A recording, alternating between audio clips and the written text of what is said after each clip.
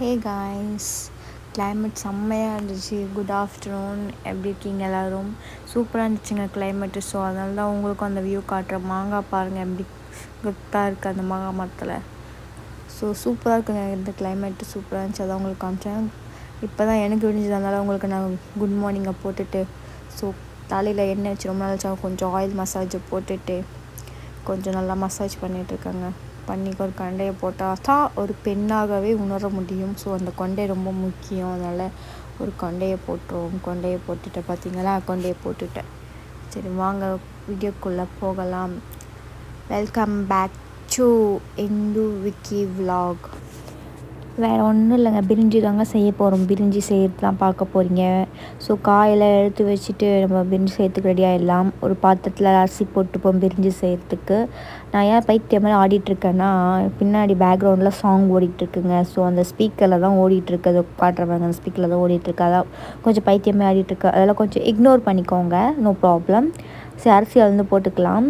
இப்போ அரிசி வந்து போட்டுக்கிட்டு நம்ம இப்போ என்ன பண்ண போகிறோம்னா, பிரிஞ்சி செய்ய தான் பிளான் வச்சுருந்தோம். பட் வந்து பிரியாணி செய்யறதுக்கு எல்லா ஐட்டம்ஸும் இருக்குது.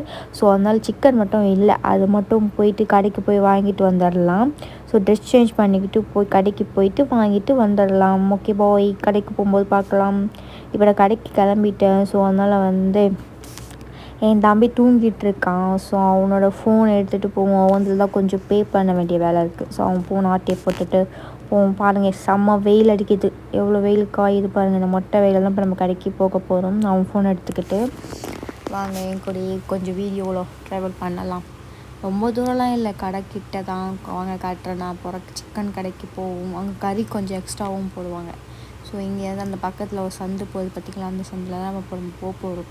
ஸ்டெப்ஸ் இறங்கி போக போகிறோம்.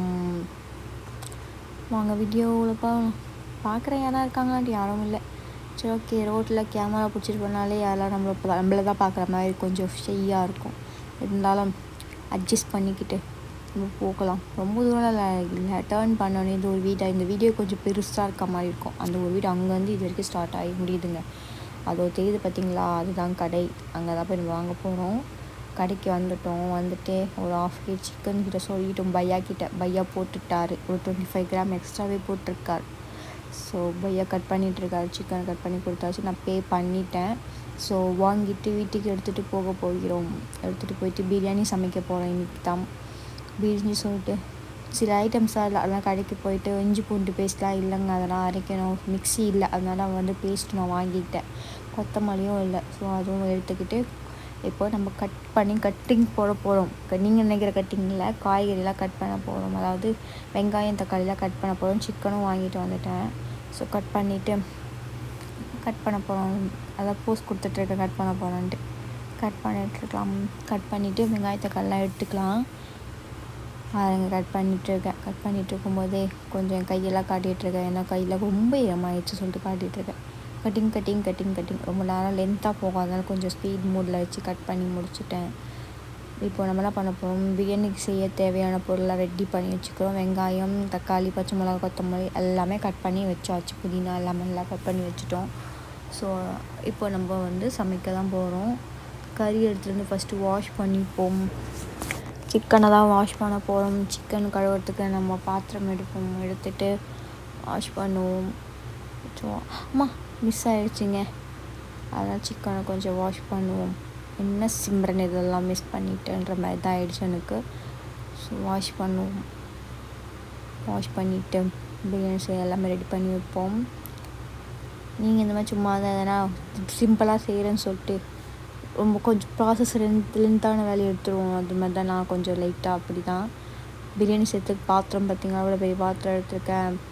மேலே பாத்திரம்லாம் இருக்குது, இருந்தாலும் இது கொஞ்சம் கம்ஃபர்டபுளாக இருக்கும். ஸோ அதனால் இது கொஞ்சம் பெரிய பாத்திரமாக எடுத்து கழுவி ஊற்றிட்டு வச்சுட்டேன். ஆல்ரெடி வாஷ் பண்ணி வச்சது தான், இருந்தாலும் வாஷ் பண்ணி வச்சுப்போம். ஸ்லாப்பில் கவுத்து வச்சுருந்தோம்ல.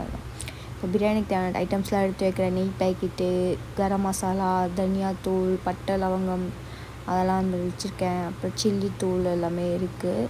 ஸோ அதெல்லாம் ஒன்று ஒன்றா ஸ்பைசஸ்லாம் காட்டிகிட்டு அதெல்லாம் போட போகிறேன் இப்போது நான். ஸோ அடுப்பு ஆன் பண்ணி எண்ணெய் எல்லாம் மலை மாதிரி ஊற்றிட்டு ஸ்பைசஸ்லாம் கொஞ்சம் போட்டுப்போம். நம்ம ஸ்பைசஸ்லாம் போட்டுட்டுங்க இனிமேல் வீடியோ நீங்கள் அப்படி கண்டினியூவாக பாருங்கள், உங்களுக்கே தெரியும். உங்கள் எல்லாருக்கும் நான் பிரியாணி சூப்பராக செய்வீங்க, ஆனால் இருந்தாலும் நான் கொஞ்சம் சுமாராக தாங்க செய்வேன். அதனால் லைட்டாக எனக்கு தெரிஞ்சது ஏதோ செஞ்சுருக்கேன், பார்த்துட்டு கரெக்டாக இல்லைன்னு கமெண்ட்டில் சொல்லுங்கள்.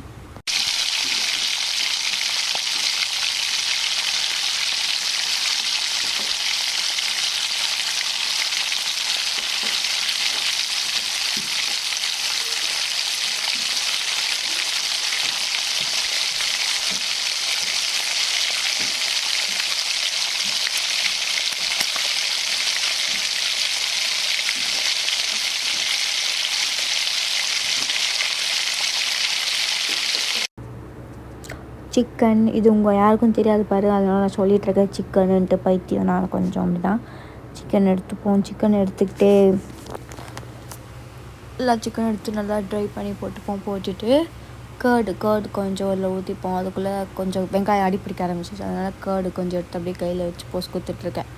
அந்த சிக்கனில் கேர்டு ஊற்றிட்டு நல்லா கொஞ்சம் பரட்டி வைப்போம். அப்போ தான் கொஞ்சம் சிக்கன் கொஞ்சம் சாஃப்டாக இருக்கும், அப்போ தான் பிரியாணியில் போடும்போது அப்படின்னு நான் கொஞ்சம் தெரிஞ்சு வச்சுருக்கேங்க. அது என்னன்னு தெரியல, மைண்டில் ரெஜிஸ்டராக இருக்காது, உண்மையாக போய் தெரியல.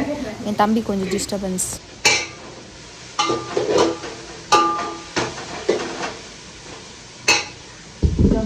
என் தம்பி தூக்கிட்ட பாருங்க, அதை போகலாம் பாருங்க. உனதான் செஞ்சேன் பிரியாணி செய்யலாம். நான் இன்னைக்கு ஆக்சுவலாக டே இன் மை லைஃப் எடுக்கலாம் தான் பார்த்தேன். அப்புறம் சரி எல்லாமே இதுக்கு பிரிஞ்சு செய்யறதுக்கு எதுக்கு பிரசாந்த் வேலை இருக்கிறான், பிரியாணி சாப்பிடுன்னு சொல்லிட்டு சிக்கன் செஞ்சேன். சரி நான் ரெசிபியா போட போறேன்.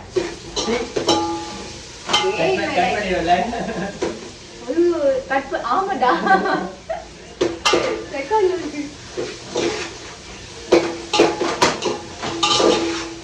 அவன் வெயிட் பண்ணிட்டு இருக்கா, எப்பதான் வந்து பிரியாணி யூஸ் பண்ணிருக்கேன், அதனால இது எப்ப ரெடி ஆகும்.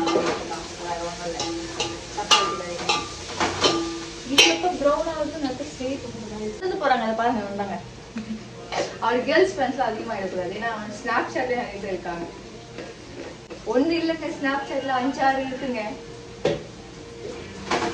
அவரோட கேர்ள் ஃப்ரெண்ட் யாரா பாக்குறீங்கன்னா கொஞ்சம்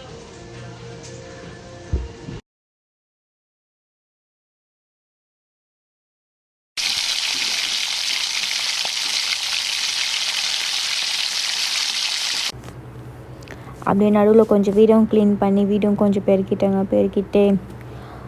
அப்படியே சேர்த்து பெருக்கிடாச்சுங்க. பெருக்கி முடிச்சுட்டு அதுக்கப்புறம் வெங்காயம்லாம் கொஞ்சம் வதங்கிடுச்சு. ஸோ அதனால் நம்ம சில்லித்தூள் போட்டுப்போம். சில்லித்தூள் போட்டதுக்கப்புறம் கொஞ்சம் பைத்தியங்க, நான் என்ன பண்ணுறேன்னு எனக்கே தெரியல. ஸோ சில்லித்தூள் இப்போ தான் போட போகிறேன். சில்லித்தூள் கொஞ்சம் போட்டுக்கலாம். சில்லித்தூள் வந்து ஒரு 4 ஸ்பூன் போட்டுக்கிறேன். நான் 5 கிளாஸ் அரிசி போட்டிருக்கேன்னு நினைக்கிறேன். ஸோ 4 ஸ்பூன் போட்டுட்டேன் சில்லித்தூள் மட்டும். அதுக்கப்புறம் வந்து கரம் மசாலா போடணும். பாருங்கள் எவ்வளோ ரெட் கலரில் இருக்குது. ஸோ வெங்காயம் வதக்கும் போது சில்லித்தூள் போட்டோன்னா பிரியாணி கலர் கொடுக்கும்னு சொல்லியிருக்காங்க. ஸோ பார்த்துருக்கேன். அதுக்கப்புறம் தக்காளி, பச்சை மிளகா, புதினா, அதை கொத்தமல்லாம் போட்டேன். இந்த வீடியோ நான் கேப்சர் பண்ணல, ஸோ அதனால் நான் வீடியோ காட்டுறேன் லாஸ்ட்டாக. சால்ட்டு சேர்த்துப்போம். சால்ட்டு தேவையான அளவுக்கு போட்டுக்கலாம்.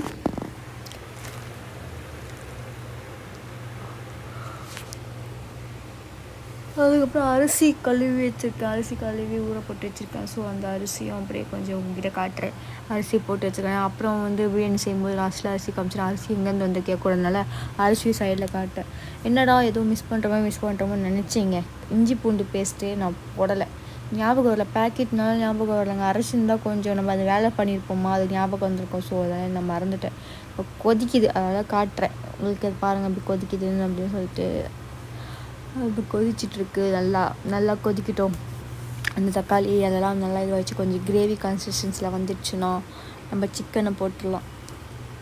ஸோ இப்போ இந்த டைமில் வந்து கரம் மசாலா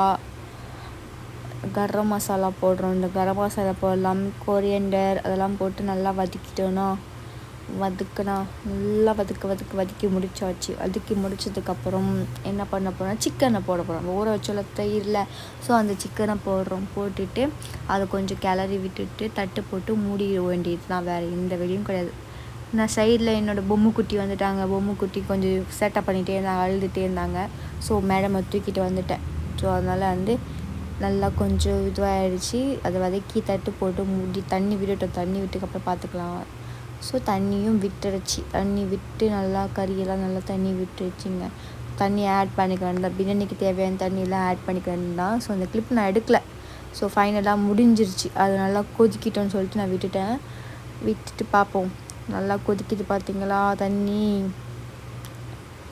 நல்லா கொதிக்குது. ஸோ அதை அப்படியே அரிசி எடுத்து போட்டுற வேண்டியது தான். அரிசி நல்லா போட்டுட்டு நல்லா கொஞ்சம் ஒரு லைட்டாக கொஞ்சம் கிளறிட்டோன்னா முடிஞ்சிருச்சு. டம் போட்டு வச்சிடலாம். டம் போட்டோன்னா ஃபினிஷ்டு மை பிரியாணி ரெடி ஆகிடும். அவ்வளோதான், முடிஞ்சிருச்சுங்க என்னோடய பிரியாணி. இன்னும் கொஞ்சம் நேரத்தில் என் பிரியாணி முடிஞ்சிடும். அதுக்குள்ளேயே என் தம்பி அந்த பக்கமும் இந்த பக்கமும் ரெடியான்னு கேட்டாங்க.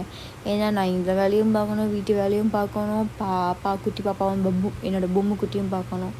ஸோ அவளையும் பார்த்து முடிக்கணும். அந்த லெமன் டேஸ்ட் பண்ணுற பழக்கம் எப்பவுமே இருக்குது. ஸோ அதான் கொஞ்சம் பண்ணிட்டேன்.